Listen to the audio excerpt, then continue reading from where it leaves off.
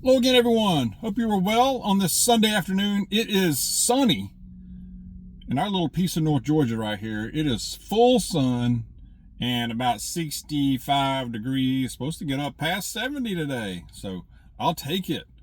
I will take it, absolutely. Let's be extra aware this week going about our business. I'll go into that in a moment.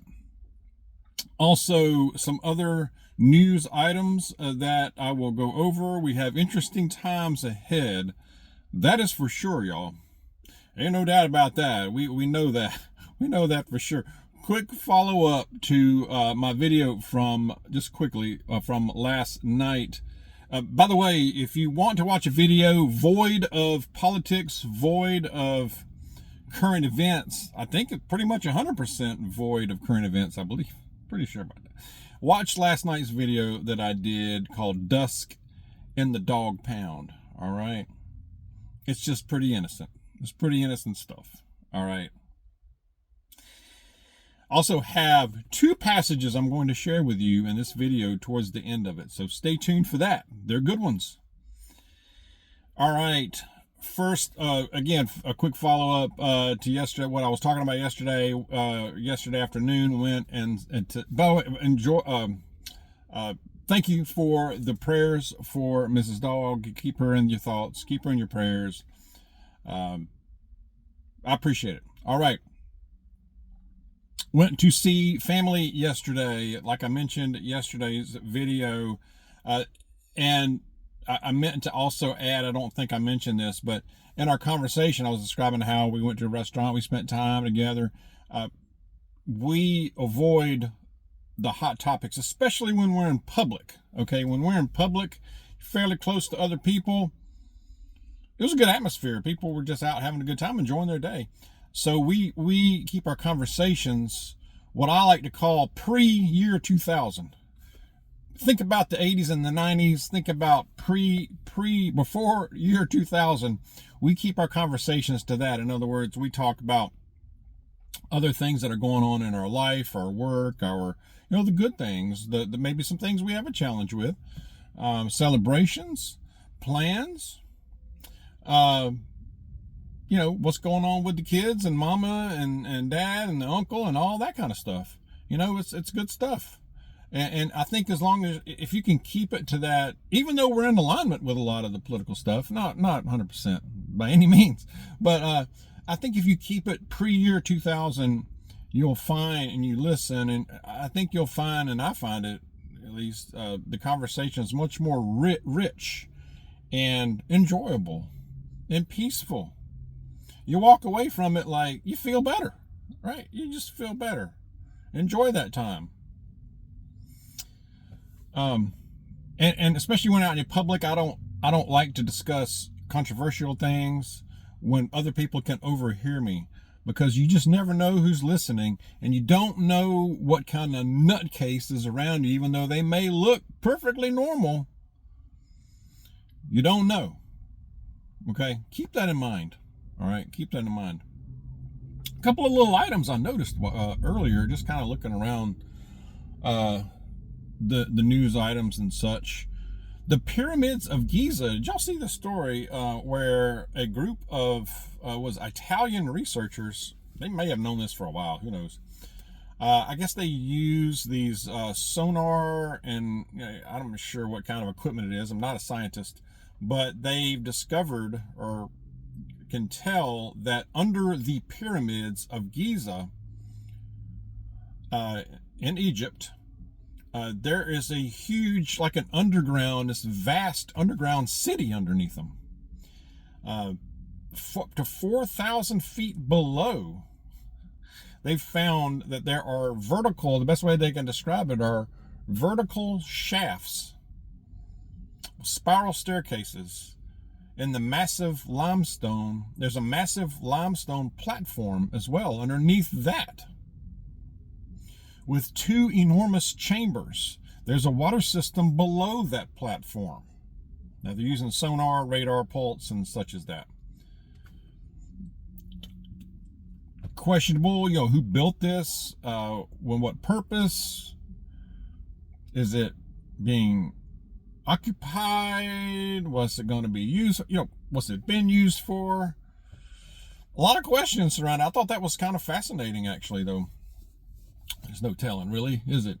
Share what you think about that, or if you have information on it, share it in the comments. Also, this story of an attorney, a federal attorney that was found dead in her residence yesterday morning, Saturday morning. She was appointed by Biden in the previous term here and served, this is in Virginia, she lived in Virginia, and served in as a federal attorney for over 3 years in the Biden administration, basically, for the DOJ. Was found unresponsive yesterday morning. Dead right there. 43 years old. By outward appearances, the pictures I saw looked healthy. Didn't mention any big health concerns or anything like that. Who knows? She might have had something going on. But that's very suspicious. They say that there is an active investigation going on. She resigned as an attorney for the feds after January 20th, when Trump took office. So obviously she didn't want to get fired by Trump, or she didn't want to serve under Trump. So, but I thought that's interesting. She served 3 years under the Biden administration and resigned January 20th and was found dead yesterday morning. No other information. My guess is we will never hear any more information about that. It could be it could be a health thing. Who knows? I have a feeling, it could be that she knew something on somebody high up as well. Maybe she knew too much that could really damage somebody. You just don't know, right? That's my guess, is she knew. It's very odd, what's the deal with that? My guess is she knew too much on something, and somebody wanted her out of the way. I mean, I know it's unfortunate. I know she's on the left, but I feel for her family. I do. All right, but my guess is we'll never hear anything else about that. I'm surprised we even heard it, period, anything about it, which is interesting in itself, right? I believe what we have going on now, widening out higher up, I believe, alluded to it in the last couple of videos, a few videos ago, on a national scale, is that we have a situation that, and it's just getting ramped up, where you have the judicial branch of our government in a CW with the executive branch. In other words, it appears that the judicial branch, especially these district judges, are attempting to govern the United States as the executive branch. It don't work that way. I'm not a legal expert, but it doesn't seem correct to me that a district judge can make a sweeping determination that is nationwide, that exerts authority over the executive branch. I get it, they're a check against one branch being too powerful. I understand that. But we have a clash here. That's the bottom line. No matter what side you're on, we have a clash going on. And the example I always think about was last week or so, about a week ago, when Trump, the administration, was flying some illegal folks that are bad dudes, that are gang members and very violent criminals, back down to South America. I believe to El Salvador, in that big prison. And while they're in flight, or maybe before they were, but as they're being flown down there, this judge, a district judge, says, "No, you got to bring them back. I'm determined you got to bring them back." Trump administration said, "No, we're not turning around. We're not turning the plane around, homeboy." So they carried out the plan to deport them. So this judge is freaking out, seething, and you not understand. So this is going to increase, and it's also going to what's going to happen, I believe, and is that it becomes down to people who are carrying out these orders. They're going to say, well, do I follow the judge's determination or the president's? And I believe they're going to follow, in most cases, they're going to follow the president. I would. I mean, everything's situational. I get it, but so because at the end of the day, the president has authority over, has the teeth. If you see what I mean, if you understand what I'm saying here, the tools. Okay, you get it. That's the bottom line. And the judges have to know that. So it's an interesting situation. It really is. But what this will also, what we talked about kind of before, is what this will do is further make certain elements on the far left to further flip out and act out.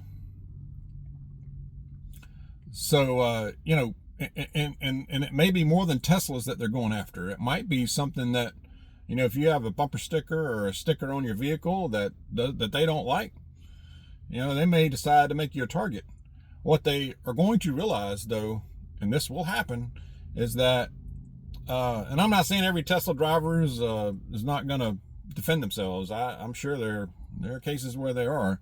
But if they go trying to do that to homeboy in a pickup truck or something like that, especially in the South, anywhere really, Texas, they're not going to like the result, and something's going to happen.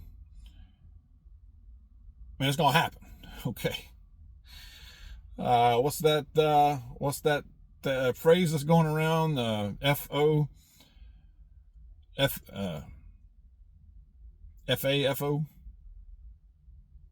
think I said it right. Anyway, I won't spell it out on this channel. Anyway, I think that's going to happen. That's coming.